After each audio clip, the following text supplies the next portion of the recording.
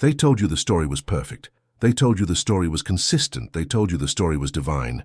Yet the deeper you look, the more the cracks begin to show, and suddenly the flawless image of Jesus begins to look like a patchwork of contradictions stitched together by men with agendas rather than divine truth.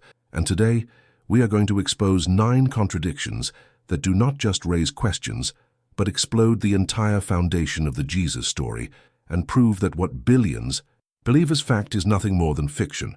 Because if a story cannot even keep its details straight within its own sacred text, then how can it possibly be the ultimate truth of the universe?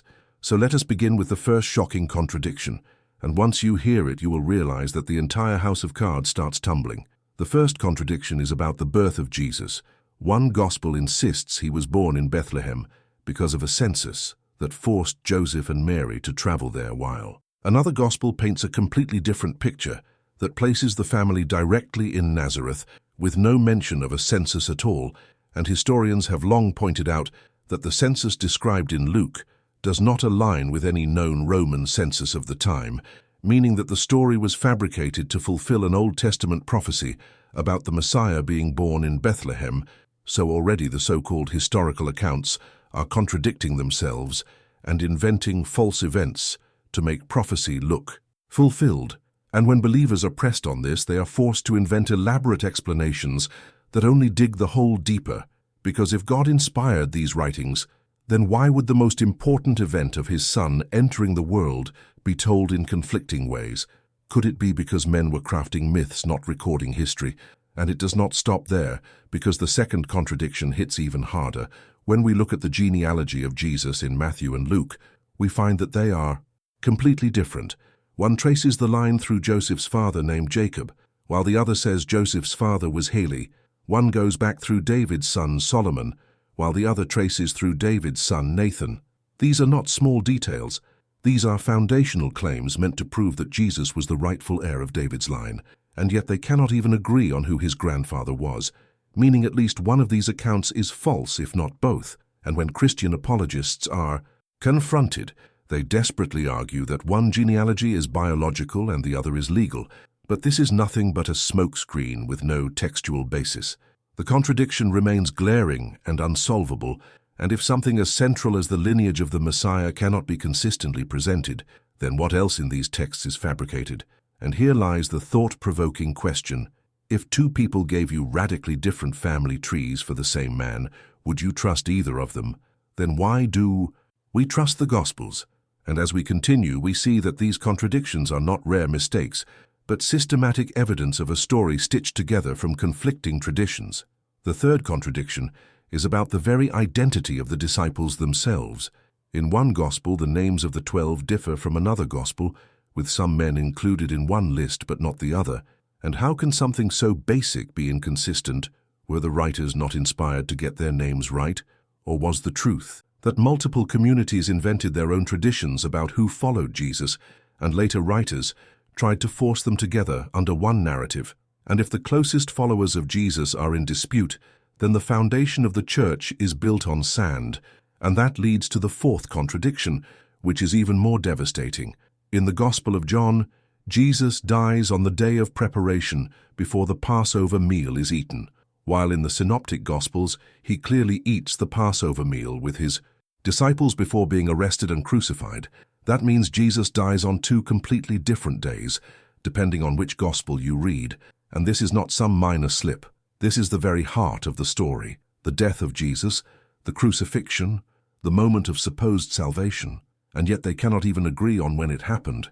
Historians recognize this as evidence that John intentionally altered the timeline to present Jesus as the Passover lamb sacrificed at the same time the lambs were slaughtered, a theological move, not a historical record, proving once again that these are crafted stories, not factual events. So when pastors tell you the Bible is the perfect word of God, remind yourself that even the day Jesus died is disputed in the very texts themselves. And now you begin to see that these contradictions are not innocent mistakes, but deliberate manipulations. And here is where we pause for a reflection.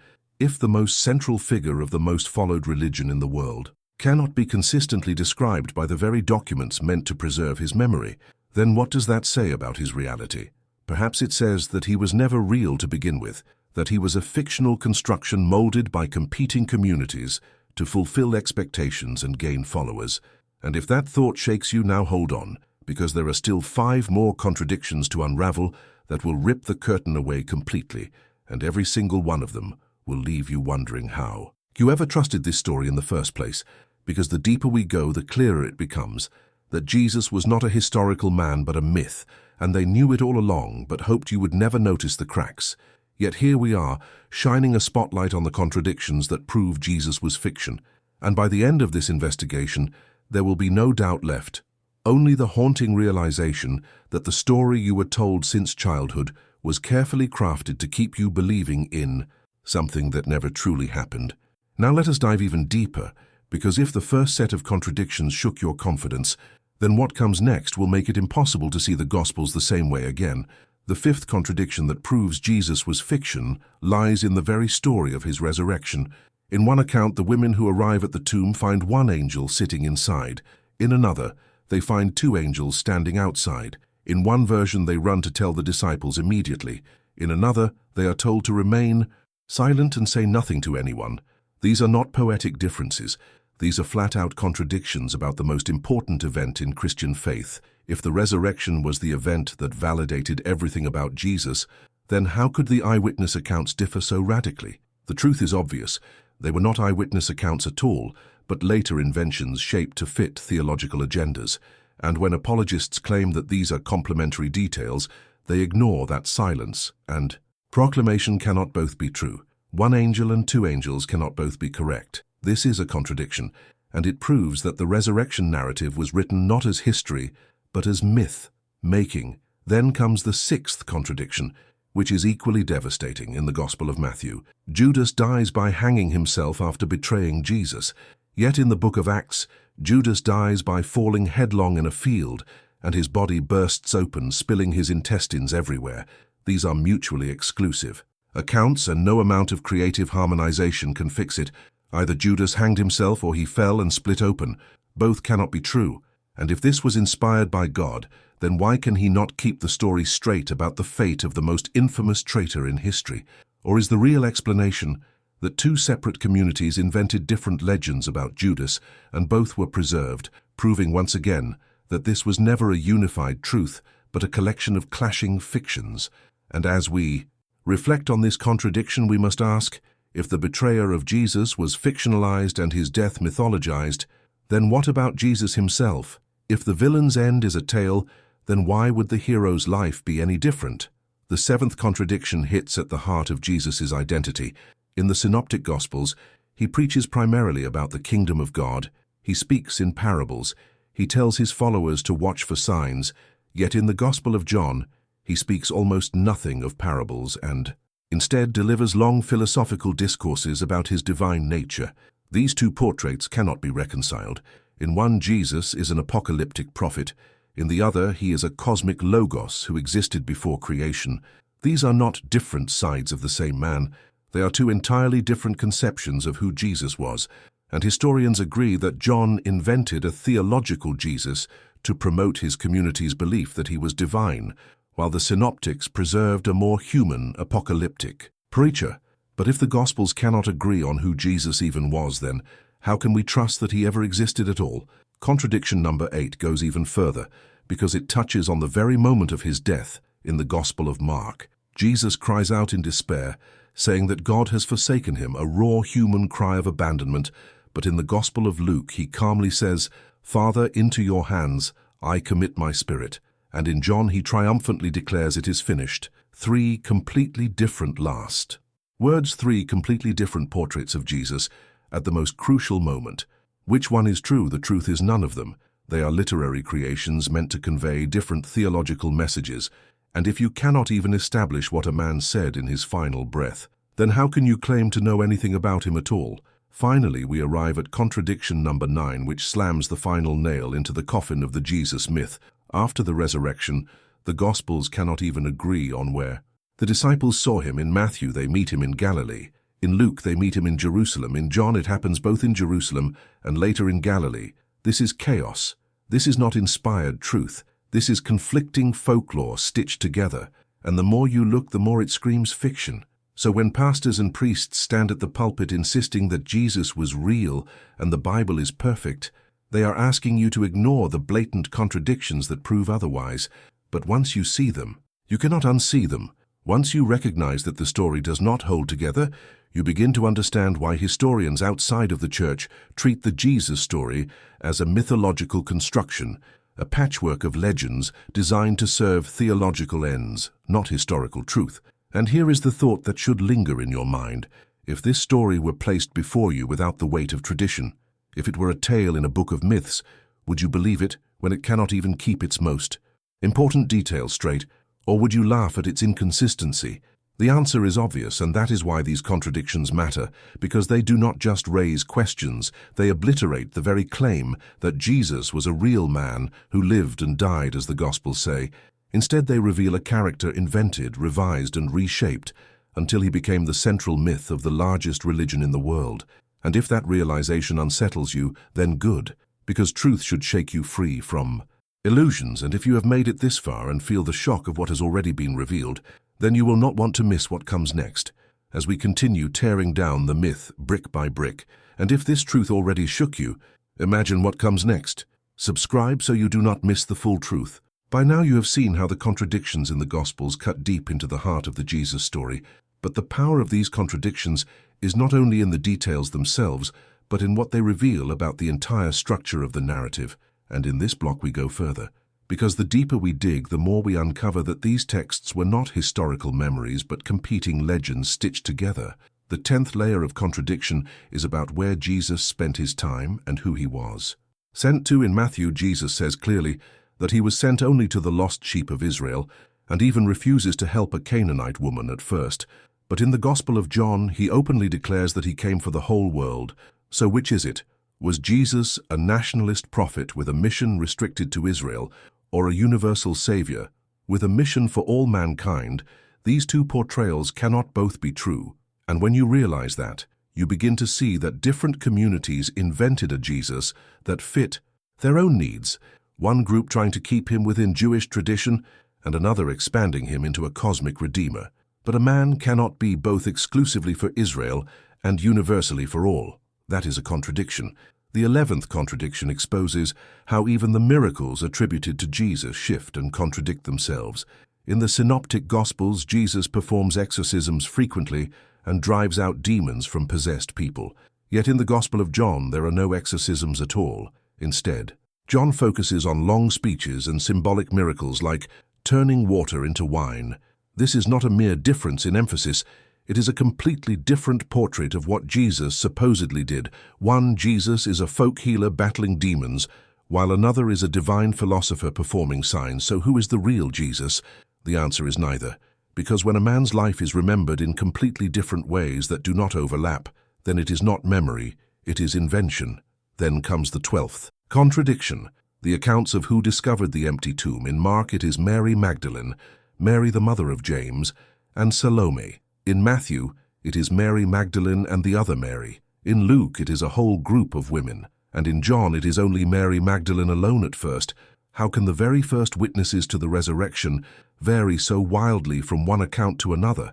The answer is simple. There were no witnesses.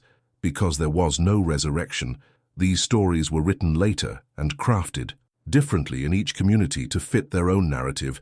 If the most important moment in all of Christianity cannot even get its witnesses straight, then it collapses under its own weight. The 13th contradiction is about the ascension of Jesus. In Luke, it appears that Jesus ascended to heaven on the very day of his resurrection, but in Acts, written by the same author, Jesus ascends 40 days later. This is not a minor slip. This is a direct contradiction within the writings of one supposed inspired man. So did Jesus rise to heaven the same day, or did he linger for over a month? The truth is that both are fabrications, and the inconsistency exposes them. The 14th contradiction is in the trial of Jesus before the Sanhedrin. In the Synoptics, it takes place on the night of Passover. But according to Jewish law, the Sanhedrin could not legally meet or pass judgment on holy days. So one of two things is true. Either the Gospels invented a trial to dramatize the story, or they placed it on a date that was impossible according to Jewish practice. Either way, it is false. And these are not the slips of human memory. They are the cracks of myth-making. And if you are still holding on to the idea that there was some core truth behind it all, then think about this. Why would God inspire 4 different accounts of the same life and allow them to contradict each other so repeatedly, unless he did not inspire them at all, and men wrote them with their own agendas? And if men wrote them, then they are not divine testimony. They are propaganda. And as this realization settles in your heart, you begin to understand that Christianity was built not on a single solid truth, but on multiple conflicting tales. And yet these contradictions were hidden behind the veil of authority for centuries, never to be questioned by ordinary believers, until now. And now that you see them, you cannot go back. You cannot unsee the fact that the Gospels disagree on the birth, life, death, and resurrection of Jesus, meaning that the story is not unified history but fragmented fiction. And let me leave you with this thought in this block.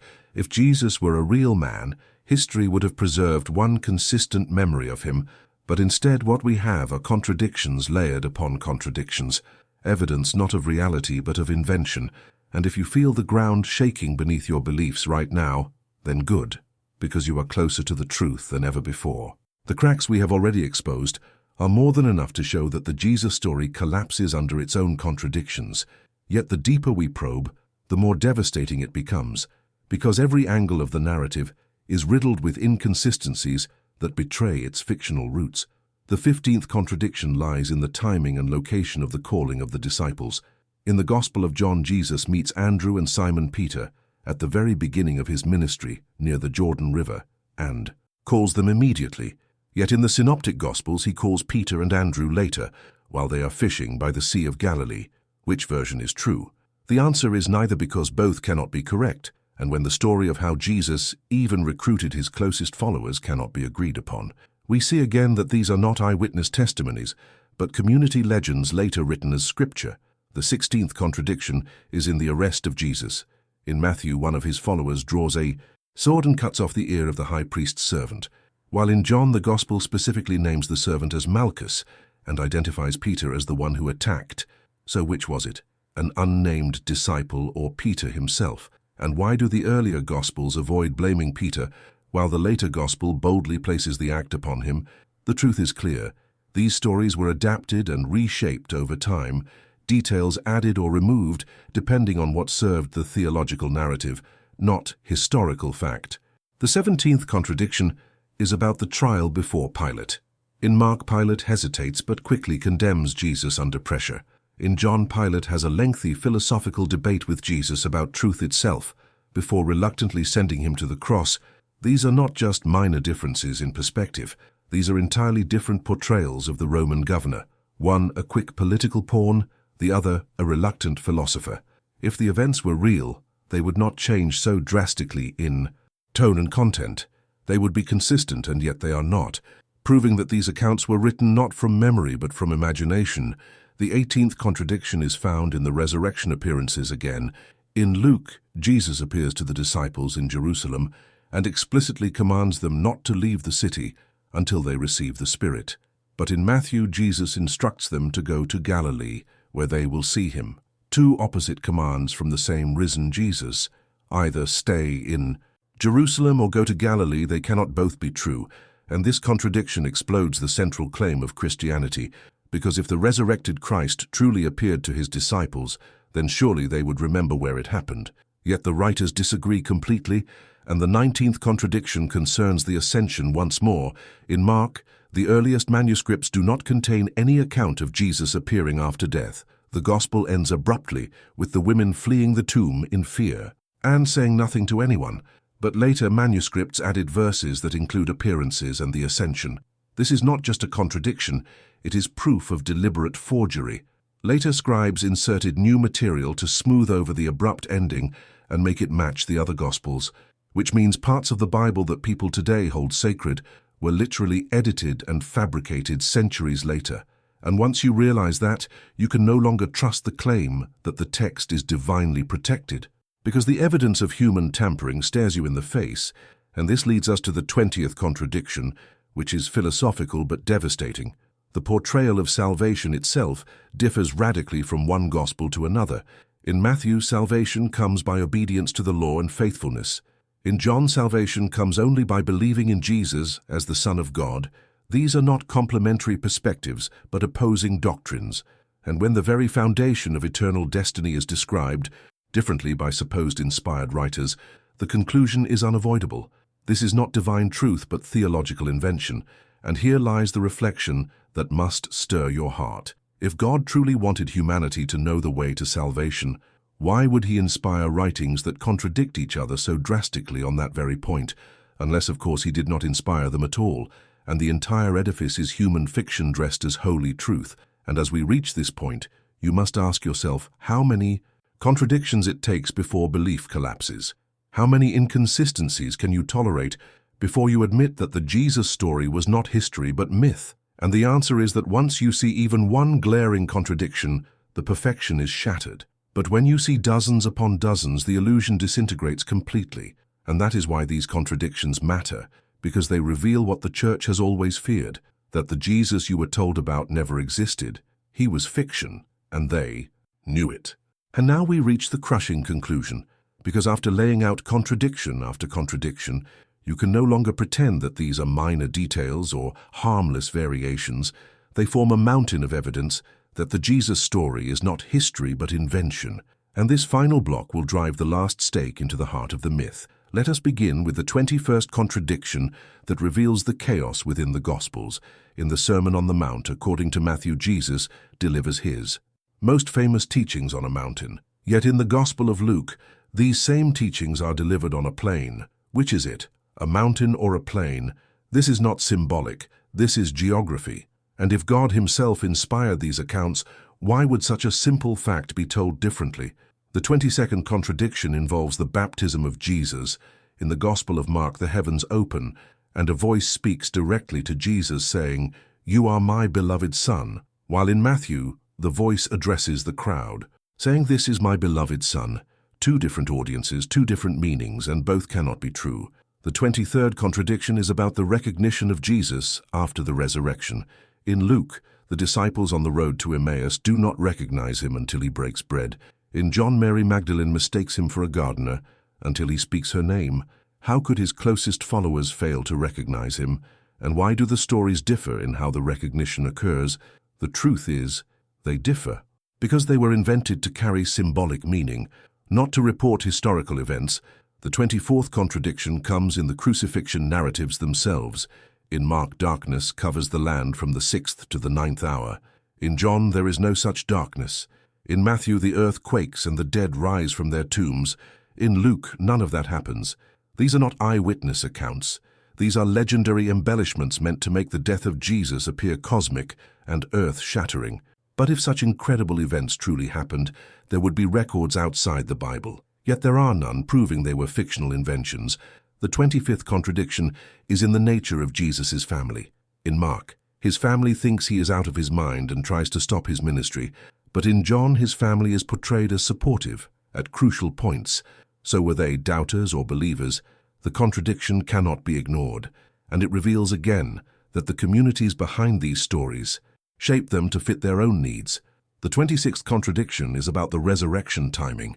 In Mark, the women go to the tomb just after sunrise. In John, they go while it is still dark. Sunrise or darkness, it cannot be both. The 27th contradiction emerges when you compare Paul's letters to the Gospels. Paul never mentions the virgin birth, never describes the miracles of Jesus, never quotes his parables. His Jesus is a mystical figure revealed through visions, not a man. Remembered for earthly deeds, Paul's Jesus contradicts the Gospel Jesus entirely. And if Paul, the earliest writer, knew nothing of these details, then the later Gospel writers were inventing stories to fill the gaps.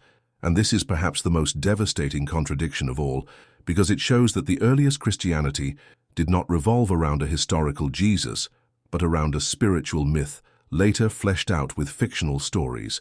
And now you must ask yourself, how much longer can you deny the obvious? When the birth stories contradict, the genealogies contradict, the miracles contradict, the disciples contradict, the death narratives contradict, and even the resurrection accounts contradict, the answer is clear. The Jesus of the Bible is fiction, and they knew it. The church fathers who compiled these texts knew of the differences. They debated which books to include. They chose to present the illusion of unity while hiding the cracks. And for centuries, ordinary believers never had the chance to compare them side by side. But now you can. Now you see that the contradictions are undeniable. And here is the final thought to leave with you. If a story that claims to be divine truth cannot even survive the test of internal consistency, then it does not deserve your blind belief. It deserves your scrutiny, your skepticism, your courage to break free from illusion. And once you break free, you begin to see clearly that the figure of Jesus was not a man of history, but a character of myth, constructed, reshaped, and weaponized to control generations. And now you know, now you see, and once you see, there is no turning back. So, if this journey through the contradictions has opened your eyes, then stay with us because there is more truth to uncover. Subscribe so you do not miss the next revelation, because every week we tear down another lie they told you, and together we will expose the greatest deception in history.